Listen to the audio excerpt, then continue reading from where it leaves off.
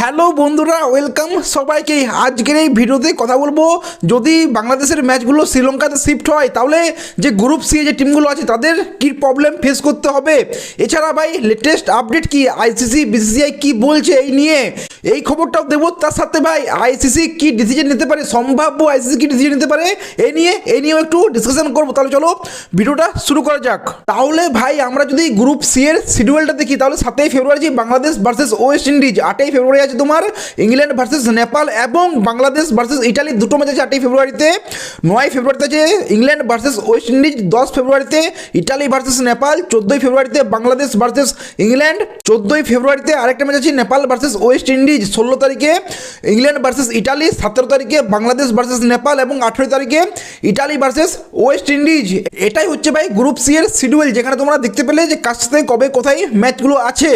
এবার দেখবো প্রত্যেক টিমেরই কি কি প্রবলেমগুলো ফেস করতে হবে। তো প্রথমেই ভাই গ্রুপ সি এর যে টিমটাকে নিয়ে কথা বলবো সেটা হচ্ছে ওয়েস্ট ইন্ডিজ, যার প্রথম ম্যাচ আছে তোমার বাংলাদেশের সাথে 7ই ফেব্রুয়ারি, তারপর ইংল্যান্ডের সাথে 9ই ফেব্রুয়ারি, নেপালের সাথে 14ই ফেব্রুয়ারি এবং ইটালির সাথে 18ই ফেব্রুয়ারিতে ওয়েস্ট ইন্ডিজের ম্যাচগুলো আছে। তো প্রথমে এবার দেখতে পাচ্ছি 7ই ফেব্রুয়ারিতেই এর ম্যাচটা আছে। তো এখানে আমি বলবো ওয়েস্ট ইন্ডিজের একটু ফায়দাই আছে, কারণ কি ওয়েস্ট ইন্ডিজ ভাই ডাইরেক্ট তোমার শ্রীলঙ্কা যেতে পারে, ওখানে তোমার বাংলাদেশের সাথে ম্যাচ খেললো, তারপর তোমার ইংল্যান্ডের সাথে 9 তারিখে ম্যাচটা খেললো। কিন্তু ভাই 7 তারিখে তুমি শ্রীলঙ্কা, 8, 9 মানে একদিন পরে তোমাকে ইংল্যান্ডের সাথে ম্যাচ খেলতে হবে, ওটাও যেমন তোমার টিম না ভাই, ইংল্যান্ডের সাথে ম্যাচটা খেলতে হবে যেমন তোমার কোনো টিম না। সো এখানে ভাই ওয়েস্ট ইন্ডিজও একটা চ্যালেঞ্জ তো ফেস করবে ভাই, কারণ শ্রীলঙ্কা 3-4 ঘন্টা, যদি ইন্ডিয়া থেকে ধরি, ক্যারিবিয়ান থেকে জানি না ভাই, কিন্তু হ্যাঁ ইন্ডিয়া থেকে 3-4 ঘন্টা লাগবে শ্রীলঙ্কা যেতে। কিন্তু যদি ওয়েস্ট ইন্ডিজ প্রথমেই চলে যায় তোমার শ্রীলঙ্কা, ওটাই ওদের জন্য বেস্ট হবে। তো ভাই তোমার প্রথমে শ্রীলঙ্কা গিয়ে বাংলাদেশের সাথে খেলে নাও, দেন তুমি ইন্ডিয়া আসো, যেখানে তুমি ইংল্যান্ড, ইটালি যাদের সাথে ম্যাচগুলো আছে খেলতে পারো তোমরা।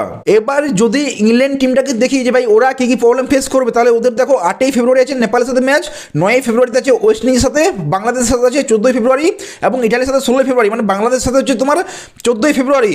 দেখো এখানে ইংল্যান্ডের জন্য সেরকম কোনো প্রবলেম হওয়া উচিত না, কারণ ভাই 9ই ফেব্রুয়ারিতে আছে তোমার ওয়েস্ট ইন্ডিজের সাথে, 9 ফেব্রুয়ারি খেলো, তারপর তোমার 10, 11, 12, 13 4 দিন টাইম পাচ্ছে, 14 ফেব্রুয়ারি তোমার ম্যাচ আছে বাংলাদেশের সাথে। তো ভাই ইংল্যান্ডেরও সেরকম কোনো বড় প্রবলেম হওয়া উচিত না, যদিও তোমার একদিন পরে 16 ফেব্রুয়ারিতে তোমার আছে ইটালির সাথে। সো ইটালি ওটা ঠিক আছে ভাই, ইংল্যান্ড তোমার জিতছে ইটালির সাথে, সো ইংল্যান্ডের জন্য এতটা প্রবলেম হওয়া উচিত না।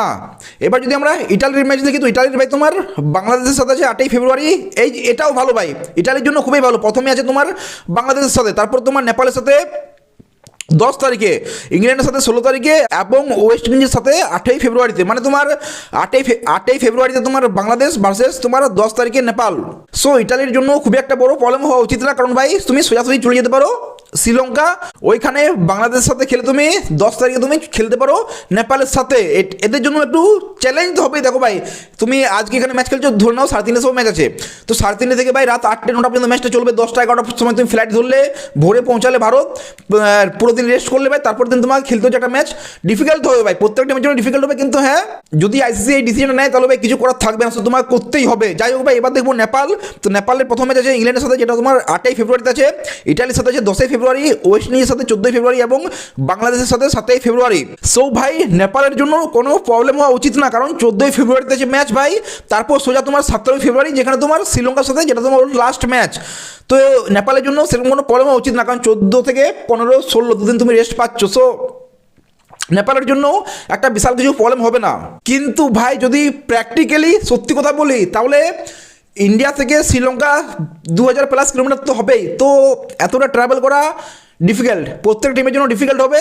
ওটাও তোমাকে টুর্নামেন্টের 1-2 দিনের মধ্যে গ্যাপে গ্যাপে করতে হচ্ছে, মানে একদিন গ্যাপ 2 দিন গ্যাপ এর মধ্যে করতে হচ্ছে। সো হার্ড তো হবেই। আর এই প্রবলেমটা তোমার 2023 ওয়ার্ল্ড কাপে হয়েছিল, যেখানে ভাই আমরা দেখেছিলাম যে ভাই অনেক টিমেই কমপ্লেন করেছিল আইসিসিকে ভাই, যে আমরা এতটা ট্রাভেল করতে পারছি না, একদিন এখানে একদিন ওইখানে, একদিন এই দেশে একদিন ওই দেশে, আমরা ট্রাভেল করতে পারছি না, কমপ্লেন করেছিল আইসিসিকে 2023-এ। কারণ ভাই জ্যাট ল্যাগ আছে, মেন্টাল প্রেশার আছে, ইনজুরি আছে, অনেক কিছুই প্রবলেম দেখা দেয় ভাই। এটা তো সত্যি কথা, এটা মানতে হবে, এটা প্র্যাকটিক্যালি এটা মানতেই হবে।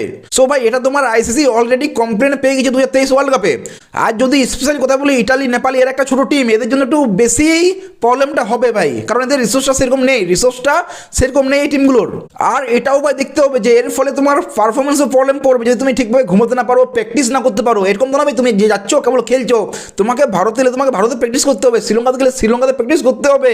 এরকম তো না ভাই যে একদিন শ্রীলঙ্কাতে যাচ্ছি, পরের দিন তোমার ভারতে ম্যাচ খেলছি। এটাও একটা এতটা শোনাচ্ছে ইজি ভাই, কিন্তু এতটা সহজ না, এতটা সহজ না। দেখবে ভাই ওয়েস্ট ইন্ডিজ বা ইংল্যান্ড ভার্সেস তোমার বাংলাদেশ হচ্ছে, ওখানে তোমার ইংল্যান্ডের ভাই তোমার জোফরা আচার দেখবে দাঁড়িয়ে দাঁড়িয়ে ঘুমিয়ে পড়েছে ভাই, বা জেসন হোল্ডার ও দেখবে হ্যাঁ করে ঘুমিয়ে জাস্ট ইয়ার কি করছি, হ্যাঁ এটা সিরিয়াসলি নিয়ে নাও না ভাই আবার কেউ, ঠিক আছে, এটা জাস্ট ইয়ার কি করছি, কিন্তু হ্যাঁ এটা সত্যি কিন্তু মেন্টালি প্রেশার আসবে, ঠিক আছে, ঘুম না প্র্যাকটিস না এগুলো তো একটু প্রবলেম ফেস করতে হবে, সেটা প্রত্যেকটা টিমকে, গ্রুপ সিতে যে যে টিমগুলো আছে ভাই প্রত্যেক টিমকে এই প্রবলেমগুলো ফেস করতেই হবে। এইগুলো তো ভাই হয়ে গেলো যে টিমের কি প্রবলেম আছে, কি প্রবলেম ফেস করতে হবে ওদেরকে। এবার যদি আমরা আইসিসিকে দেখি, তো আইসিসিও ভাই ফাইন্যান্সিয়ালি অনেকেই লস করবে, অনেকটাই লস করবে, কারণ ভাই আইসিসিকে রিঅ্যারেঞ্জমেন্ট করতে হবে সব কিছু, সেটা তোমার টিকিট থেকে হোটেল থেকে এ টু জেড তোমাকে রিঅ্যারেঞ্জমেন্ট করতে হবে, যেটা তোমার ভারতে ছিল সেটা তোমাকে আবার ওইখানেও করতে হবে। এরকম তো না ভাই যে তোমাকে ভারতে হোটেলে অ্যাডভান্স বুকিং করে নিয়েছো, তবে তোমাকে দেবো না, মানে টাকা দেবো না, তোমার টাকা দিতেই হবে, যেহেতু তুমি টিকিট বুক করে নিয়েছো, এক্সট্রা ফ্লাইট চালু করতে হবে, যে ভাই তোমাকে ভারত থেকে শ্রীলঙ্কা যেতে হচ্ছে, এরকম তো না ভাই যখন টাইম আছে যাবো, এরকম তো না, তোমাকে এক্সট্রা ফ্লাইটও রাখতে হবে। সো এই খরচাগুলোকে বহন করবে, খরচাগুলো পুরোপুরি তোমাকে আইসিসিকে বহন করতে হবে ভাই, যে এত টাকা খরচা হোটেল থেকে মানে টিকিট থেকে তোমার এরোপ্লেন থেকে এ টু জেড তোমাকে আইসিসিকে বহন করতে হবে। তো এটা একটা আইসিসির জন্য খুবই বড় চ্যালেঞ্জ। এটা তো হচ্ছে কেবল সুপার 8 ভাই, মানে সুপার 8 যদি চলে যায় বাংলাদেশ তাহলে আবার কী হবে ভেবে নাও। আর যেটা হওয়া স্বাভাবিক, কোনো ভাই অসম্ভব না, হতেই পারে, ক্রিকেট হতেই পারে। আর এরকম বাংলাদেশ কোনো ইটালি নেপাল এইসব কোনো টিম না ভাই, খুবই ভালো টিম, সো এটা হতেই পারে, কোনো হংকং চাইনা টিম না বাংলাদেশ ভাই, খুবই একটা ভালো টিম, সো সুপার হিটে যেতেই পারে। যদিও ভাই আইসিসিকে বলেছে, যে লেটারটা আছে আমি দেখলাম ওখানে আইসিসিকে বলেছে কেবল গ্রুপ স্টেজের ম্যাচগুলো, সুপার এইটের কথা বলেনি, ঠিক আছে, এটাও তোমাদের জানিয়ে রাখি ভাই, ঠিক আছে, যারা জানো না এটাও জানিয়ে রাখছি, যে আমি দেখলাম যখন ওখানে দেখাচ্ছে ভাই যে তোমার কেবল ওরা চিঠিটাতে লিখেছে গ্রুপের জন্য, গ্রুপ লিগের জন্য, সুপার এইটে হলে কি হবে ওটা তো পরের কথা পরে, যদি বাংলাদেশ সুপার এইটে চলে যায় তাহলে ওই প্রবলেমটা তো আলাদা আছে, কারণ ওটা এখন বাংলাদেশ কিছু উল্লেখ করেনি ভাই। তো এই ব্যাপারে বিসিবি কি ভাবছে এখন পর্যন্ত আমি তো অ্যাটলিস্ট ক্লিয়ার না ভাই, আমি আমার সাইড থেকে বলছি আমি তো ক্লিয়ার না, কারণ তুমি যদি কেবল গ্রুপ লিগের জন্য বলছো এটা, তাহলে কি তুমি সুপার এইটে যদি উঠে যাও তাহলে তোমাকে ভারত খেলতে আসতে হবে, তখন তো চেঞ্জ করে যাবে না। যাই হোক, এবার কথা বলবো লেটেস্ট আপডেট কি। আজকে হচ্ছে 5 জানুয়ারি, এখন অলমোস্ট 1টা বাজতে চললো ভাই, 12:50-এর উপর হয়ে গেল। তো এখনও পর্যন্ত যে নিউজটা আছে ভাই, যে বিসিবি রিকোয়েস্টটা পাঠিয়েছে সেটা আইসিসি অ্যাকসেপ্ট করেছে, কিন্তু এখন কোনো ওদের সাইড থেকে কিছু বলা হয়নি, এখন ওরা কিছু কনফার্ম করেনি, কিছুই বলেনি, কোনো স্টেটমেন্ট দেয়নি এখনও পর্যন্ত 5 জানুয়ারি 1টা পর্যন্ত।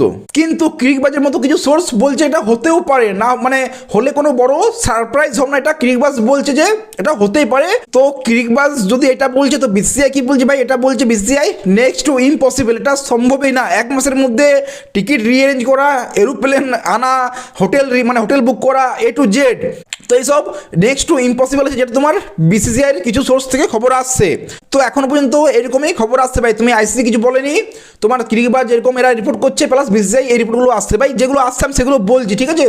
তো যাই হোক ভাই, সবচেয়ে শেষে আমি এইটা নিয়ে ডিসকাশন করবো যে ভাই সম্ভাব্য আইসিসি কি করতে পারে, আইসিসি কি ডিসিশন নিতে পারে, এই নিয়ে এবার কথা বলবো। তার আগে আমি একটা কথা বলে দিই ভাই, এখানে আমি লজিক্যালেই কথা বলবো, কোনো ইললজিক্যাল কথা বলবো না যে এটা হয়েই যাবে এসব কিছু বলবো না, যেটা লজিক্যাল হতে পারে, যেটা সম্ভব হতে পারে আমি সেই নিয়ে কথা বলবো, যে আইসিসি কী কী ডিসিশন নিতে পারে, যে লজিক্যালি কী কী ডিসিশন নিতে পারে, আইসিসির রুল অনুযায়ী কী কী ডিসিশন নিতে পারে, আমি এখানে সেই কথাগুলোই বলবো।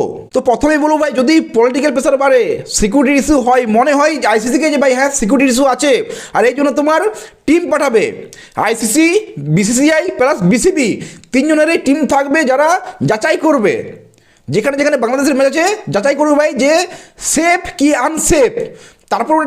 তারপর সবাই একটা নোট করবে, ওই নোটটা জমা দেবে আইসিসিকে, ফির আইসিসি দেখবে যে কে কে বলেছে সেফ, কে কে বলেছে আনসেফ, কে কে বলেছে হতেই পারে, কে কে বলেছে না হবে না, ওটা তারপর যাচাই করবে। তখন যদি আইসিসি মনে করে ভাই যে হ্যাঁ সবাই বলছে এটা আনসেফ, তো খেলা হবে না ভাই, শ্রীলঙ্কাতে শিফট হচ্ছে। কিন্তু যদি বলে দেয় যে ভাই হ্যাঁ খেলা মানে সেফ আছে, খেলা হবে, সিকিউরিটির কোনো কনসার্ন নেই, তাহলে ভাই খেলতে হবে বাংলাদেশকে। যদি বাংলাদেশ বলে আমি বয়কট করবো, করতেই পারে। বিসিবিকে, বাংলাদেশ ক্রিকেট বোর্ডকে, আইসিসিকে টাকা দিতেই হবে ভাই, পেনাল্টি যেটা হয় সেটা তোমাকে দিতেই হবে। যদি এটা মনে করে ভাই যে সিকিউরিটি কনসার্ন না, কিন্তু তাও যদি বাংলাদেশ না খেলে তাহলে তোমাকে পেনাল্টি দিতেই হবে। আর এছাড়া তোমার ডিসকোয়ালিফিকেশন এগুলো তো আছেই ভাই, যেটা তোমার 1996 শ্রীলঙ্কার কেসটা তো সবাই জানোই যেটা হয়েছিল ভাই, সেটাও এখানেও হবে ভাই। বাংলাদেশ থেকে মানে 2 পয়েন্ট যে আদার্স টিমের সাথে আছে তাকে দিয়ে দেবে, যেটা তোমার ইটালি হোক, ইংল্যান্ড হোক, কি ওয়েস্ট ইন্ডিজ হোক, তাকে দিয়ে দেবে সেই পয়েন্টটা, যদি বাংলাদেশ বলে আমি খেলবো না।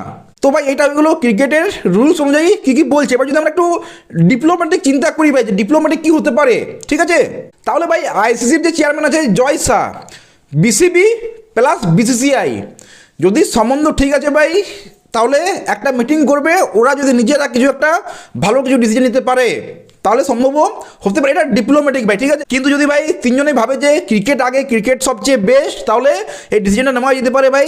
কি হতে পারে কি না আমি লজিক্যালি এই নিয়ে ডিসকাশন করলাম ভাই। এই নিয়ে তোমরা কি বলবো কমেন্ট জানাও। ভিডিও ভালো লাগলে লাইক শেয়ার সাবস্ক্রাইব করে দিও। দেখা হচ্ছে পরের ভিডিওতে। Take care, see you.